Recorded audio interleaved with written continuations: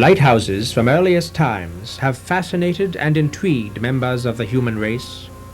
To almost every man and woman there is something about a lighted beacon which suggests hope and trust. Standing off by itself in the ocean, a lighthouse symbolizes the eternal vigilance of its keeper, who must be alert and watchful at all times, in sunshine or darkness, in fog or stormy weather.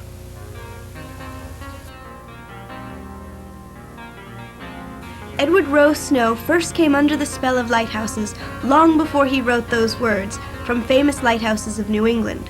As a small boy, he traveled up the coast by steamship from his Winthrop, Massachusetts home to Rockland, Maine with his family, passing many of the lighthouses of Boston Harbor and the Maine coast.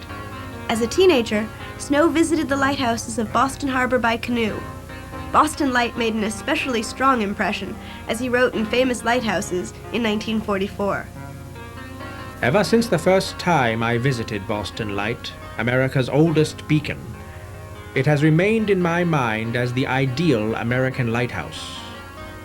No beacon anywhere that I know of has just that pleasing combination of insular isolation, attractive surroundings, and rugged grandeur of which Boston Light can boast. The other lighthouses of Boston Harbor each had their special appeal to young Edward Rowe Snow as well. Long Island Head Light, Graves Light, Deer Island Light, and Minot's Light, which Snow called America's most dangerous beacon, all became vital points of research for his first book, The Islands of Boston Harbor, published in 1935. Snow and his wife, Anna Merle, learned firsthand of the vigilance of lighthouse keepers when Maurice Babcock helped them pull their canoe ashore at Little Brewster Island in a squall. A friend of Snow's in Winthrop, pilot Bill Winkapaw, had his own reasons to be grateful to lighthouses and their keepers. It was the gleam of Dice Head Light near Rockland, Maine, that guided Winkapaw and his light cargo plane to safety in a blinding snowstorm a few days before Christmas in 1927. Deeply thankful, Winkapaw flew back over the light a couple of days later and dropped wrapped presents to the keepers. The appreciation they showed Winkapaw convinced him to expand the present-dropping flight to a few more lighthouses the following year. With La Touraine Coffee Company as his sponsor, Winkapaw was flying over 117 lighthouses by Christmas of 1935. Edward Rowe Snow was teaching high school in Winthrop at that time. His wife, Anna Merle, remembers how his involvement began. Well, Edward, being extremely interested in lighthouses, thought that he would like to go with him sometime. So one time he did go with Captain Winkapaw when he went to the Flying Santa trip. And then when Captain Winkapaw went to fly gold over the Andes Mountains and was to be away, Edward took over from him, and we made up the packages and he dropped them to a few lighthouses. Snow was not sponsored as Winkapaw had been, and since he was not a pilot, Snow had to hire a plane and pilot each year. Donations of gifts and money helped, and the trips had their rewards, as Anna Merle explained at George's Island on the annual Edward Rowe Snow Memorial Day in 1987. What type of presents did you bring in? Books, candy, pen and pencil set. Believe it or not, dark glasses. Somebody, a friend of Mr. Snow's, gave him some dark glasses to send in the packages. And they were each individual present was wrapped in newspaper because they dropped from an airplane, you see. They dropped from an airplane. He went twice by helicopter, but the other time he went by regular plane, Cessna or Piper or whatever it happened to be.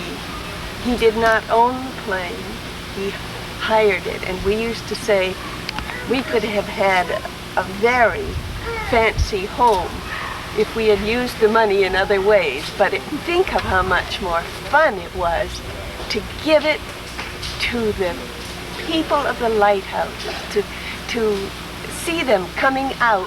When you're in the plane, you see them coming out He would go around the lighthouse first and let them know he was coming. And then he would drop a package. He'd look out and see if they got it. He'd go around again and drop another package. And it was so much fun, such satisfaction. In this 1967 radio program, Snow explained to Alan Derry his method of dropping packages. Can you briefly tell us how it works? How do you drop these packages? How high do you fly over the lighthouse? As close as possible to the ground. Why? So that the wind won't catch the package. A lot of people think I do it by parachute, but truthfully, I haven't money enough to pay for all of those parachutes. They would cost about $5 each, while I can get 3 cents worth of other material. What's your batting average? 92% over 31 years it will be in December. That's pretty good. Yes. At Ipswich one time, they were having a party, and they were all there so that they could wave at the flying Santa when he went over. And somebody said, "Has he come yet?" And the wife, there was a crash, and the wife said, yes, it had come through the skylight, and it was right there at the party. He's also gotten some windshields. I talked to Russ Algren, who was the last keeper down at Cape Nettic, down at the Nubble Light. They got Russ's windshield one year. The first year he was there. And it was real nice. They reimbursed him for his windshield, and he got to keep the package. You know, I thought that was very fair. Another time at Eastern Point Light, he went over and they could not find the package. Edward had been there and he had dropped it, but it apparently had gone into a little area where there were trees. And it wasn't until, I think they said it was July or August, that the dog went out and found the package and brought it back. Joe Kolb, a friend of the Snows, flew with them one year. I was amazed at the method that he used. He just basically opened the window and threw the package out. He explained that he no longer wore the beard in his flying Santa runs because during one of the times that he opened the window to drop the package out, so went the beard. Dorothy, the Snows' only child, was born in 1951, shortly after the family moved from Winthrop to Marshfield. She made her first flying Santa flight when she was less than 1 year old and was on every one until her marriage. There was one time where there were storms on 3 sides of us, and it was really, there was snowstorms, and it was very dangerous. And you do that with your father. You always figure that everything's going to be all right. He knows what he's talking about. But sometimes afterwards he'd show that he had been a little scared too, or he'd tell me about it. The Snows flew in storms several times. One year making an emergency landing at Portland Airport in a blizzard after the plane lost its heater. The flights were demanding, but they were thrilling too, as Snow wrote in 1955 in famous Lighthouses of America. I wish I had the power to give each of you the sensation of flying along in the plane with us, in that detached world which forever will belong to the airmen. The moment you have taken off and watched the earth drop away from you, it is a far different existence than on land. I speak not of the palatial airliners with their sumptuous trappings and ease of takeoffs and landings, but rather of the type of plane necessary to drop the Christmas bundles on tiny islands and lighthouses far at sea. The most time-consuming work took place in the weeks leading to Christmas. When it was flying Santa time, we would, the ping pong table in the cellar would no longer be a ping pong table. It would have different stations at each place, because in the packages there were, I remember this from before, at one time cigars and cigarettes before people knew that they were bad for you, even though my mother always knew. But people had people had donated them. Cigars, cigarettes, chewing gum, pens and pencils, sunglasses, razor blades, balloons, candy, a doll, if it was if they had a child there or whatever. And each thing was wrapped individually in newspaper. And then after the newspaper they had something called Excelsior, which is like hay that they'd wrap everything else in. And then around all that was brown wrapping paper.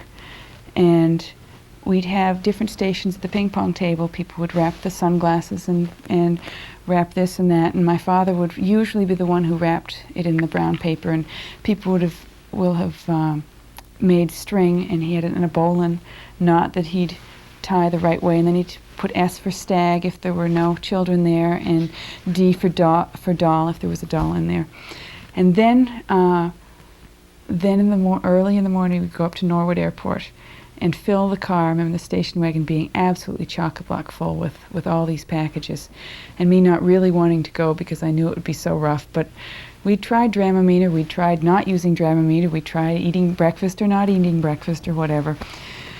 And we'd get to Norwood and start packing the plane and try and pack it so that there were packages that were the right number of dolls and stags and different ones for the right people, and so that when he needed a certain package, he'd be able to have it at his fingertips. There were about 40 lighthouses that received yearly visits from the Flying Santa, but snow often extended the flights. At one time, he went to St. Pierre and Miquelon, which is way up above Nova Scotia, I believe, or near there. And then he flew to Florida one year, and another time we went to New York. He dropped some packages there. Afterwards, he dropped packages for the same day after we had flown across the country. He dropped them in California. So that was quite a day. But usually it was between Maine and Block Island. Snow's visit to the French-owned island of St. Pierre became the subject of one of his columns in the Quincy Patriot Ledger. Children soon flocked around my aircraft. I was wearing my Flying Santa suit, and as the children walked slowly up to the plane, I gave each a Christmas present. It was a strange experience for me, for the children seemed so solemn. Hoping to break the ice, I decided to throw an entire package of candy over the heads of the youngsters. Such a squealing and shouting there was as the young folk attempted to retrieve the candy. It was only then that I realized that I was the first Santa ever to visit this lonely isle. But the greatest rewards came from the reactions of the keepers and their families. I think it was one of the first times that Edward and I went over 10-pound island light, that the keeper's wife, when she knew he was coming, went out with newspapers and nails, and she nailed down a greeting to him, "Merry Christmas." Well, Edward, when we went over it, Edward and I were fascinated. Edward took pictures of it. So the next morning, he had the pictures developed and he had taken them to the paper, the newspaper, and it came out in the paper that day. The boy from 10-Pound Island Light was at school that day. So when he came back from school, he had bought one of the papers and took it out to his mother. And the mother was very thrilled about it. The keeper said, I didn't think that would come out. Many people spelled out greetings to Flying Santa over the years, using pine boughs, driftwood, stones, or whatever was available. People showed their appreciation in other ways, too, such as the young bride at Gurnet Light near Plymouth. This keeper had just been married, and he and his wife were living at the Light at Christmas time. Well, it's very lonely out there because it's difficult to go along the beach and get into Duxbury. So when the plane went over, she was all excited, and she ran out, and we saw her feet going just as fast as they could to pick up the bundle. And later she wrote and said that she was delighted. She felt much more at home now that they had been welcomed so nicely at the Gurnet. The Flying Santa was a great event and a tradition, and you know, it was perfect. It was the best thing for morale you could imagine on the stag stations. It was even better on the family stations because most of the family stations were on offshore islands. To have the traditional Flying Santa Claus come by and stop and drop them something for them that was from Santa Claus, and to be able to see him in the airplane or see him when they stopped with the helicopters was probably the best thing for morale. It carried you through the whole year. Malcolm Rouse is the keeper at Owl's Head Light in Maine. Christmas comes and the guys that were married and had kids, they want to be home. Or even the single guys. It's, you know, everyone want to be, the last place they want to be is that lighthouse. And look up and see this plane flying around and someone thinking of them, dropping presents like that, like Edward Rose Snow did. I'm sure brought countless moments of joy to a lot of Coast Guard personnel that, you know, they wouldn't have had a Christmas if it wasn't for him. One year, Snow received a letter from 5-year-old Seamond Ponsard, the daughter of the keeper at Cuttyhunk Light in the Elizabeth Islands, requesting a doll for Christmas. Snow was happy to oblige. But when the package landed, it broke the doll, and she was absolutely heartbroken. So they wrote to Mr. Snow, and he said, that will never do. So he, the next year, went with a helicopter. He had to pay for the helicopter to come all the way from Rhode Island up, and he had to pay the high expense of that as well as the rest of the expenses. But he didn't seem to mind, because when he landed at Gay Head, where the keeper's daughter was, he handed the doll to the little girl, and she was ecstatic. She loved the Flying Santa from that time on, and every year she would send him a letter and thank him again for making her Christmases so happy. Snow always enclosed a self-addressed letter or card in the packages, asking the recipients to let him know that they had received their presents. This was how he measured his accuracy, and it was also a means of staying in touch with the keepers and their families. Dropping the presents was fun for Snow and the people at the lighthouses, but the method had many drawbacks. You know, there have been times where people would write and say, thank you for coming, why didn't you drop anything? You know, we saw you circle, but where are the packages? And obviously he dropped them, but they didn't see it at the right time.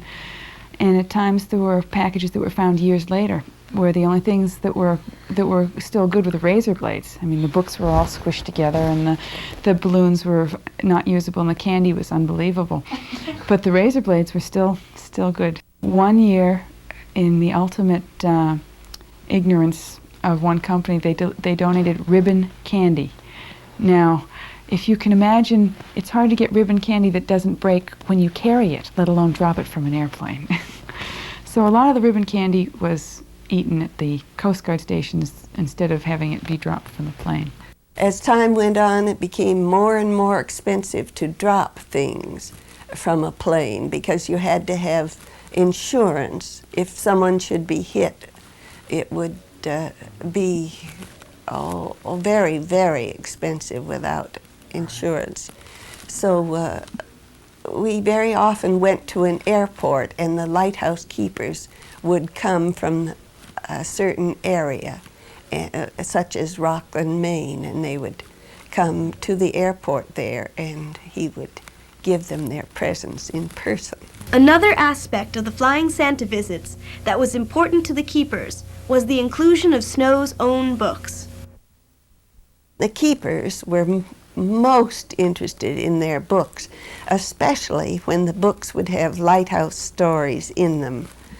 Larry Baum was keeper at Great Duck Island in Maine in 1980, his first year in New England, and the year Snow made his final Flying Santa trip. We read about the Flying Santa, but didn't expect to see such a thing. So when he came in, and out he came in full dress and the whole 9 yards, and he spent about 2 hours and talked with us. I think I probably learned more New England maritime history in 2 hours of sitting on Duck Island with the Flying Santa Claus than I have reading the books or anything since. In 1979, Snow had predicted that children yet unborn would be voting before he'd retire as Flying Santa. But this Santa Claus was, after all, human, and in 1981, after 44 years of the Santa flights, he suffered a stroke. We were thinking about Edward Rowe Snow and thinking of a way of honoring him, because he had done with his life what we were hoping to do with the museum. In other words, focus people's attention on things that had happened here in Boston Harbor. And so, you know, first we thought of maybe a dinner or something like that. And we found out that he was very sick, that he was in the hospital, and that this was going to be the first time, the first Christmas, except for one time during the World War II, that he had missed being Flying Santa and taking presents to Lighthouses for almost 45 years. So through mutual friends, we contacted Mrs. Snow and asked if it would be all right to help her. And I remember going down to meet her. She just gave me the most wonderful hug, you know. She's just a very warm person. And we both felt so at home with each other. And she was delighted with the idea. Of course, at that time, you know, her main concern was her husband and visiting him in the hospital and so forth. And this was like a month, it was just before Thanksgiving, just a month before Christmas. And she was just very happy and said sure. She was delighted that we were willing to take it on. It was a very hectic month. Ed McCabe was the museum's first Flying Santa, and most years still flies to the lighthouses of Maine. In April of 1982, Edward Rowe Snow died. Shortly thereafter, George Morgan became involved in the Flying Santa flights. He is now chairman of the program. I said, well, that sounds something I really like to do. I said, that was the first I knew of Edward Rowe Snow's connection to the whole museum. And yet I knew of Edward Rowe Snow. I had read his books. I've listened to him on the radio at different times. I never met the gentleman. But I can remember way back, I'm 55 years old, the old Boston Post, it must be close to Christmas, there's the picture of Ed Snow flying. It was always in the Boston Post. So that piqued my interest a bit more, and I did a little quick research on it the best I could and listened to some stories, and I really fell in love with the project. Right? And I said, you know, this is something, I said, this should go on till at least it's 100 years old, till all the lighthouses fall down, and maybe they will. In his 6 years as chairman of the Santa program, Morgan has accumulated his share of stories. One year, a friend took his son's electric train down from the attic a few days before Christmas and gave it to Morgan. We packed it up and we flew down the Cape there, and when we landed, the little boy came out with the father, and we're lugging these, there was two families there. So we're lugging out 2 packages, plus I got the train set, and the father says, Santa, I'll be right back. He says, they're pulling up in a van from school. The girls saw the helicopter coming in, so we got the whole Plymouth school system coming up. So meanwhile, I'm talking to the little boy, Jerry, and he's, Jerry, blah, blah, blah, blah. So what do you want for Christmas? And he's there, bug-eyed, you know.